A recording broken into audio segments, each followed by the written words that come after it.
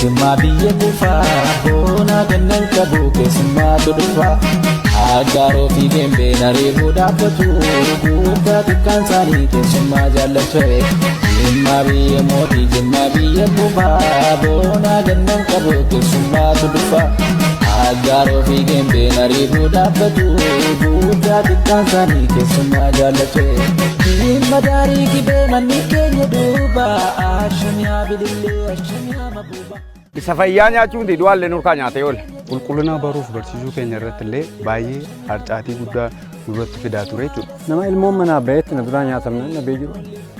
Danda'e haasa'uu hin danda'u. Daa'imni hedduunis badaan wajjinis nus ulfaanis yeroo hunda rakkataa turre amma immoo warra bahuu keenyaaf badaan itti gammada. Naannoo qarshii miiliyoona 10.1 oli buusaan riqicha rarra'aa kun uummata kanaaf hojjetamuu danda'eera jechuudha. Haga meetira 120 kan jiran lageewwan Oromiyaa keessa jiran uummatoota miidhaa jiran kanarratti xiyyeeffannee hojjechaa jirra. Daandiin rakkoo hawaasa dinagdee furuun badhaadhina biyyaa ni dhugoomsa. Mootummaan naannoo Oromiyaas kan dhugoomsuu fi ciminaan hojjechaa jira. Ijaarsi riqaalee rakkoo adeemsa miila namootaa fi beelladootaa akkasumas kan motorsaayikilii kan furudha. Ijaarsi riqaalee rarra'aa madda carraa hojii, galii, ogummaa, madda bashannanaa fi tuurizimiiti. Baasii xiqqaadhaanis rakkoo hawaasa dinagdee uummataas kan furudha. Gosootni ijaarsa riqaalee rarra'aa Oromiyaa keessatti hojjetamaa jiranis sadiidha. Kunis inni taayippii, D-taayippii fi Tirees jedhamanidha. Pirojektiin laga hawweetuu irratti hojjetames gosa inni taayippii ta'ee meetira 109 kan dheeratudha. Lagni hawweetuu magaalaa Jimmaa keessatti kan argamu ganna guutuun lubbuu namaa fi horii hedduu kan balleessaa turee fi sochii hawaasa dinagdee irratti bu'aa guddaa kan ta'aa turedha. Laga kanaan lubbuun nama 4 darbeera. Lubbuun nama 4 kun maqaa jaraatiin tokko waamuudhaaf waan danda'amu jedhanii kan hin taane jalqaba Firdawsaa Nagaa kan jedhamu kan itti nyaatamu ittiin fufee Zinaabuu kan jedhamu kan itti nyaatamu ittiin munoo abbaan keenya jiranii mucaa isaaniitti kan nyaatamee jiru. Mucaan tokko sharaa baadhatee dhufee asirratti kan inni nyaatame lubbuun nama 4 asirratti darbee kan jirudha. Seenaan isaa haa ta'u malee gandi kun ganda hirmaataatiin ganda hirmaataa amantiinaatiin ganda wal argatudha. Buufanni fayyaa as jira, as Shanangi beetu jira, kan bakka lamaan wal qunnamsuudha. Itti fufee gara fuulduraatti laftama duddubbee keessan jiru kun lafa gabaa uummataa, lafa gabaa uummataatiin qabamee taa'aa jiru. Isa kanarratti guyyaan hadhaa guyyaa akka seenaa bari 2017 seenaa ajaa'ibaa nutti fakkeessaa. Asirraan dabarfachuudhaa fi amma reef ji'a 2 gahaa reenfa baannee asirraan caatu. Lafti qabiri gama sana. Yeroo dhaqnee riqicha dhageenyu namni baay'inaan baatamtii reenfa kana fudhatee bu'e asirratti gati. Achirratti hiixannee suutumaan wal hirkaa fuunee isa gara gamaatti dabarsinee bane. Isa fayyaa nyaachuun du'aallee nurkaa nyaatee oole. Reef ji'a 3 eegaa jira asirratti laasa eeguma kun jalqabameetu jiru jechuudha. Dubartoonni ulfaa tajaajila fayyaa, daa'imman barnoota, oomishnis gabaan wal arguu fi lagni hawweetuu barootaaf sodaa hawaasaa ture. Ani obboleessa kan kootii jimba bakka tokkoon ta'a. Kan kootis warri ulfa turtee kan isaas ulfa turtee baay'ee rakkannee ture karaa kanarratti. Gaafa tokko halkan sa'aatii 6 irratti ciniinfattee namnis irri barra jira. Nama kana dhaqee ollaa waammachuudhaaf rakkoo cimaan irra ga'ee mucaa kana wajjiniin akkanatti qabannee osoo sinkurree iyyituu dildila kanarra jechuudha. Dildila amma muka asirra jiru kan baay'ee rakkannee akka ajaa'ibaatti waan godhu dhabne rabbinis immoo nu bira dhaabbatee yeroo sanaaf aniif inni dhiira gatti taaneef baannee dabarsuu dandeenyeerra. Kanaaf namni wal baachuu hin dandeenye yookaan jaarsi wayii jira yookaan jaartiitu jirti baay'ee rakkataa turre. Ana barsaa gisee bokkaan roobee laddi kun guute nollaa barumsa hinnannu namni citee naan fa'i namni nu dabarsaa ture. Rakkoo guddaan nurratti uumaa ture lagni kun tokko harcaatii barattoota keenya irraa qulqullina baruuf barsiisuu keenya irratti illee baay'ee harcaatii guddaa nurratti fidaa ture jechuudha. Maatiinis maaliif jennee yeroo nu gaafachaa turre sababa kan dhiyeessan sababa laga kanaati. Sababa laga kanaarraa kan ka'e qulqullina barnootaa irratti dhiibbaa guddaa nutti fidee jira jechuudha. Dur daa'imas yeroo isiin nurkatti dhukkubsattu baannee wajjiniin rakkataa turre naannofnees markaattoodhaanis mana yaalaa geeffataa turre. Daa'imni hedduunis badaan wajjinis nus ulfaanis yeroo hunda rakkataa turre amma immoo warra bahuu keenyaaf badaan itti gammada. Lagni hawweetuu imimmaan miidhamtootaas dhangalaasaa ture. Mucaa waggaa 10 kan hamma ammaa du'aan isaallee argamantu jira. Awwaalaas keessaa bahee jechuun mucaa waggaa 10 gaara sanatti nyaatamee mucaa xaarii jedhamaa kunoo safara kana keessaa iyyee nyaatamee hamma ammaatti du'aan isaan argamne jechuudha. Kan maa wajjin jechuudha horiin illee jechuudha faradoo guyyaanuu finyoo ittiinee mormattiinee nama hedduu taanee kurrifannee keessa arginee baantu jiru. Bishaan kun akkamitti ilaalamu kun jechuudha. Amma inni ilaalamu waan irra keessa yaadu fakkaata garuu boolli isaa gadi fageenyi isaa waan hamma nam tokko keessaa seenee bahuu hin danda'u. Nama ilmootti dhabee jiru bishaan jechuudha.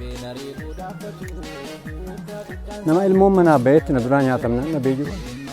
Danda'ee haasa'uu hin danda'u. Hunda keessaa kan namaa dubbadheeraan koommoo danda'e natti jabaata. Areechee natti jabaata hin danda'u dubbachuusa. Ilmoon manaa bahee akka xiqqaa jechuudha barri boroo bahee baanaan dhufeetti galee dhabamee jira. Du'aa isaa fuudhee naa qabaranii biyya naa birmatee naa qabarraan nama akkas ta'ee jiru adagaan akkanaa nama irra ga'ee jiru bishaan kana irratti. Bishaan qallaalii miti bishaan kun bishaan cimaadha. Bishaan nyaatee illee mul'isuu hin dandeenye. Mul'atu bishaan namni nyaatame kana keessa abbaan argamsiise malee. Haayiliin isaa bishaan ishee jechuun akka ta'an qallaalii fakkaata nyaatame keessaa ba'uu hin danda'u mucaan. Mucaan asii nyaatamee kunoo goda sana dhaqee argame. Isaayyuu hamma nyaatame hamma dhiqaa keessa uummanni itti birmatee arge malee silaa waan argamuu danda'u miti jechuudha. Bishaan haayilii qabu bishaan namni nyaatame argamuu danda'u miti. Lagni Hawweetuu gandoota hedduu fi bu'uuraalee misoomaa hawaasni kallattiin irraa fayyadamu hedduu jidduutti argama. Akka magaalaa Jimmaatti lagni Hawweetuu kun qabatamaatiin gandoolee lama ji'oogiraafikaalii wal daangeessa lafaan jechuudha. Haa ta'u malee kanneen itti fayyadaman gandoolee hedduuti.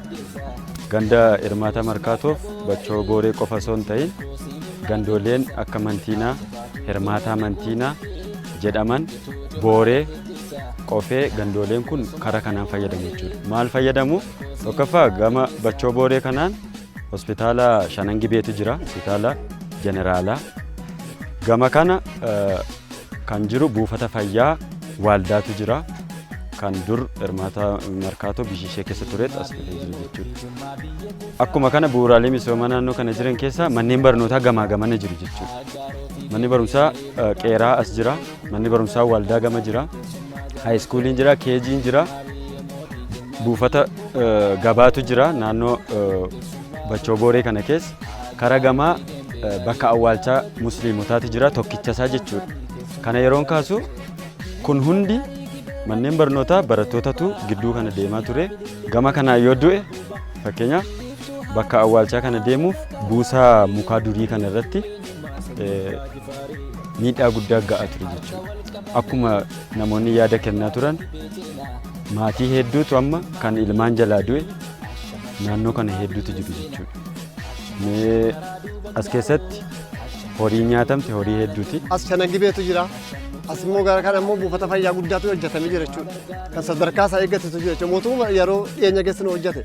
Kanaaf yoo wal keessa deemnee riiferiin illee gidee barreeffamu asirraa xiyyataa biyyaarraa Shanangibeessa hospitaala guddaatu barreeffama jechuudha. Kanaaf rakkataa turre nuti.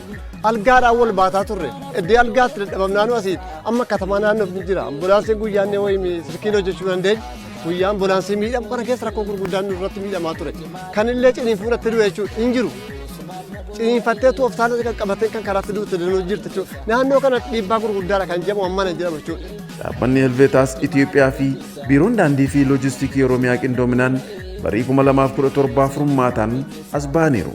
Biiroo Daandii fi Loojistiikii Oromiyaa wajjin ta'uudhaan adda baafannee aanaan nuuf ergee aanaan gara waajjira Oromiyaatti ergaa Oromiyaan immoo nuuf kenne isaan kana keessaa seecaanii baasnee dhannee ilaallee rakkinni isaa maal fakkaata jennee uummataan mari'annee ergi uummati mari'atee booddee rakkoo uummata sanaa ergi dhageenye booddee sana immoo prioritize gochuu waan nurra jiruuf prioritize goonee rakkoowwan jira kana furuudhaaf itti deemaa turre. Haala kanaan egaa akkuma isin amma argaa jirtan Hawweetuun keessaa tokkodha. Namoonni baay'een mana yaalaa dhaquudhaaf, mana barumsaa dhaquudhaaf akkasumas immoo iddoo awwaalchaa dhaquudhaaf kan isaan itti fayyadamanidha. Lagi kuni kanaan dura namooti baay'een akka isaan du'an gara nama 5 olii akka isaan du'an nuuf himanii jiru, nuuf ibsanii jiru. Isaan keessaa ijoolleen illee akka jiran dhageenyee jirra. Isa kana immoo isaanumtu dhugaa nuuf ba'u. Isa kana dhageenyee nutis immoo callin jennee biiroo daandii Oromiyaa fi Loojistiikii Oromiyaa wajjin ta'uudhaan akkaataa kanaan riqichi kun ijaarree asiin ga'uu dandeenyeera. Ijaarsi riqararraa Hawweetuu kun yeroo gannaa ijaaramuu fi riqicha irra meeshaa ceesisan dhibuun qormaata ijaarsa irratti mudachaa turedha. አክሰስ የለውም። ቦታው ማቴሪያልም ለማመላለስ እንደምታዩት የእንጨት ድልድይ iddoon ijaarsaa kun meeshaalee deddeebisuudhaaf mijataa hin turre. ክረምት ከመሆኑም የተነሳ በጣም ችግር ነበረ ስራው። yeroo nuti itti piroojeektii kana fudhannee ganna ta'uu isaarraa kan ka'ee hojichi cimaa ture. በጣም እዚህ አካባቢ ጋር ችግር ሆኖ እና የማቴሪያል walumaa galatti hanqinni dhiyeessii meeshaalee akka dhagaa cirrachaaf kan kana fakkaatanii irratti kudhaaleen nu qunnamanii turani. ሱሱ እንደ ችግር ነው የሚታየው። hirmaannaan dargaggootaa hojii tola ooltummaatiin tures cimaa ture. nu kaffaltii qofaaf utuu hin ta'in rakkoo keessa baane hin beekna bareechinee ofii keenyaafuu duraan yeroo karaa kanarra deemnu turre nu gara kanarratti barataa baane tubanni barumsaa gara kanarratti hin dhaabbatiniin ammam akka rakkataa baane gatii beeknu jennee sana jecha hojiidhuma tola ooltummaatiin qarshiif utuu hin ta'in keessoo numti keenya miirumti kan keenya gammachuu gatii ta'eef gammannee ittiin hojjetaa ture. bara kana garuu miidhaa lagni kun geessisu seenaa ta'ee hafeera. hawaasnis gammadeera. amma garuu gammachuu guddaa qabna. maanni gammachuu nuti gamman guyyuma jedhame bara jedhame keessa hojjetamee arguu keenyaaf an guddisee mootummaaf dhaabbata kana nu qindeesse galateeffachuun barbaada deddeebi'ee kana jedhu barbaadesan. barataan asii amma kutaa 12tu jira. as naannoo hirmaata markaatoo irratti amma 8tu jira jechuudha. kun hundinuu rakkataa ture wal keessa deemaa ture. mana madrasaa musliimaatu jira masgida guddaa jira gara kana masgida jira. kanaaf rakkinni guddaan amma nurraa salphateera. barri alanaa bara seenaa gaarii bara seenaa gammachuu wanta akka hin argine argaa jirra. gammachuu guddaatu nutti dhagahamaa jira. eeganni jalqabamee dhugaadha jiraas hin turre. jalqabamuu isaa ilaalaatuma hin amanne dhiifamee deemamu karaatti gatamuutu jennu galanni kan rabbiitii guyyaa tokkolleetu addaan hin citin hojjetaan kun illee bokkaadhan jenne aduudhan jenne irra dhaabataniiti kan jarri aarsaa kaffalanii hojjetan. yoo eeganne bira teenyee eeganne waggaa dhibbaa chabbaa lubbuun jiru taa'uu danda'a riqichi kun. amminuu abdii irraa qabna. hojii isaa jalqabaatti ilaalama. bu'uurri isaa haala jalqabaa sanarraa haala gaariidhaan waan ka'eefi yoo waa tokko hin ta'uu jechuudha. gammachuu guddaa qaba mootummaa irratti gammadee jira naannoo irratti gammadee jira uummanni. gammachuudha miira keessa hin galee jiru uummanni. barattoonni keenya kan sa'aatii 2-3-4 dhufaaran amma ganamaan barattoota keenya sirriitti argachuu dandeenyeerra rakkoo qulqullina keenyaa furuu dandeenyeerra jechuudha. amma riqichi kun faayidaa hedduu nuu kennaa jira. tokko yeroo nu qusate jira. fakkeenyaaf hawaasni keenya daa'imman dubartoonni keenya daa'imman baadhatanii asiin gara mana yaalaa deemu. yeroo mana yaalaa deeman naanna'anii deemuudhaaf tokko maallaqa yoo xiqqaate qarshii 100 ol baasu. har'a maallaqa sana nu hambisee jira jechaadha. dubartoonni keenya maallaqa baay'aadhaaf baasan taaksiidhaaf baasan qusatee jira jechaadha. lammaffaa yeroodha. yeroo fakkeenyaaf asii naanna'anii jira yoo xiqqaate sa'aatii tokko fulakkaa fudhate jechuudha. deemanii asiin ganda hirmaataa markaatoo irraa ka'anii ganda bachoo booda dhaquudhaaf mana yaalaa kana dhufuudhaaf sa'a tokko fulakkaa fudhata jechaadha. amma kun yoo xiqqaate sa'aatii daqiiqaa 30tti gadi buusee jira jechuudha. inni kun faayidaa riqichi kun nuuf kennudha jechuudha. lammaffaa maallaqa hawaasni keenya hin qabu. maallaqa yoo xiqqaate qarshii 100-150 ol baasa. amma kana nu qusatee jira jechuudha. duraan asiin naannahee gara markaatoo dhaqee achiin taaskii qabatee taaskiidhaan deema ture. asiin adeemsa walakkaa sa'aatii deeme jechuudha.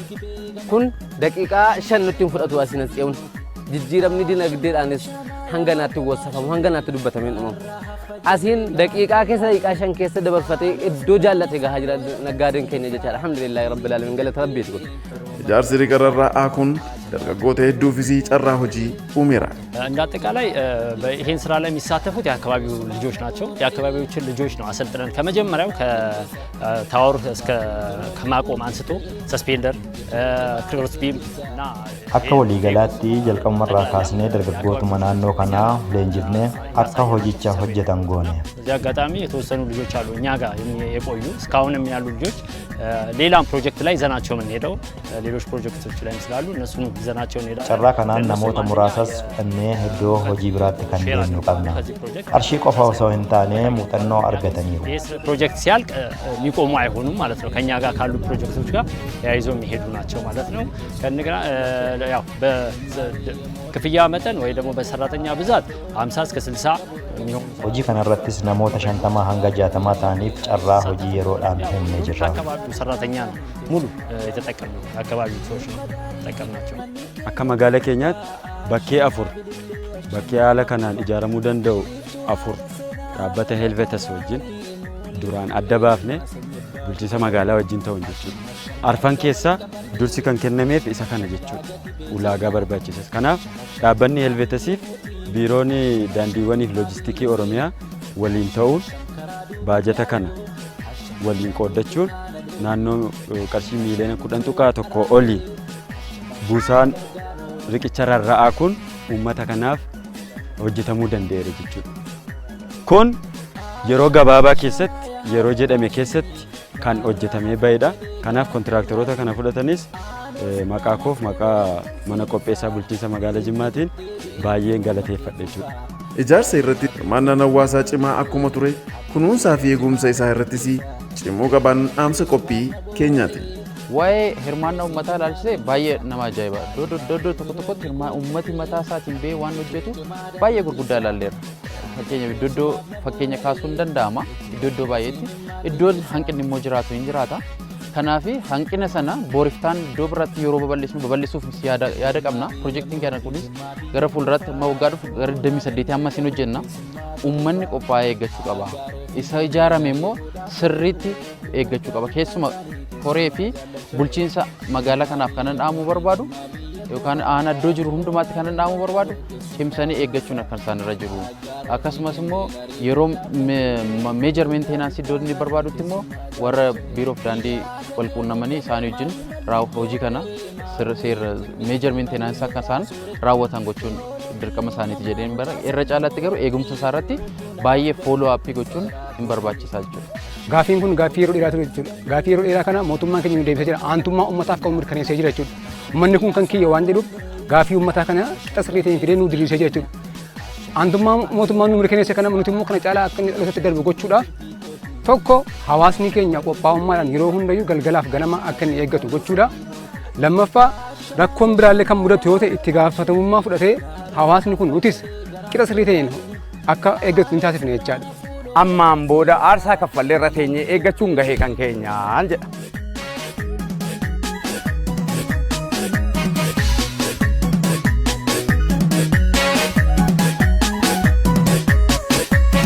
Jimmaa biyya mootii jimmaa biyya kufaa boona gannan qabu keessummaatu dhufaa aggaaroo fi gembee nareeboo dhaabbatu guddaa xiqqaan isaanii keessummaa jaallatu jimmaa biyya mootii.